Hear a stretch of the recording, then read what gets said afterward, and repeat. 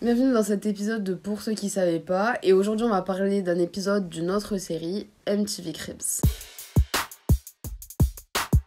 Le concept il était très simple. Au début des années 2000, les rappeurs invitaient l'équipe de MTV à venir chez eux pour leur faire visiter. Ça permettait de rentrer un petit peu plus dans leur intimité et ça leur permettait à eux, les rappeurs, d'étaler leur richesse et montrer à quel point ils étaient riches. C'était donc le moment parfait pour les rappeurs en baggy de montrer le nombre de voitures qu'ils avaient sur leur parking ou leur salle de cinéma privée, comme si ça permettait d'approuver leur musique. On retrouve beaucoup d'épisodes collector et des moments mémorables, mais celui qui a clairement le plus marqué, c'est l'épisode de Redman. En plein milieu de Staten Island à New York, on retrouve une maison assez modeste et un Redman à peine réveillé en Timberland. Il invite à visiter donc son chez lui et on comprend très vite que en plus d'être drôle, le gars est totalement transparent. Que ce soit quand il explique qu'il repasse sur le sol ou qu'il se vante de sa collection de DVD porno, il casse complètement l'image que ses confrères ont construit tout au long des épisodes précédents. Le point fort de l'épisode se retrouve clairement dans des détails, comme le fait qu'il donne des noms prestigieux à des pièces moyennes. Genre la petite pièce avec son studio s'appelle De La Casa Studio, et juste après il nous parle de la Casa Money Room avec sa collection de vinyles qui traînent par terre.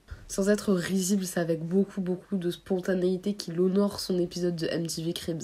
La maison, elle est plutôt simple sans être cheap et modeste sans être crade. En gros, la maison est plutôt simple et elle ressemble au foyer de l'américain moyen assez modeste de cette époque, même si tout le monde n'a pas un disque d'or derrière son canapé. Et 13 ans plus tard, MTV Cribs est revenu chez Redman. Malgré quelques petites améliorations, il n'y a pas grand chose qui a changé au final. Genre sa vieille télé est toujours dans la même pièce et son rideau de douche est toujours le même. Mais il faut avouer que la décoration a été mise au goût du jour et que son salon est un peu mieux rangé. Il se permet même d'étaler sa richesse en montrant qu'il n'a pas non un mais deux grippins. Et au-delà d'avoir ajouté une fenêtre à sa porte, il est très content de nous montrer que sa boîte de chaussures, la Dollar Box, qui est au-dessus du frigo, est devenue une Dollar Socks.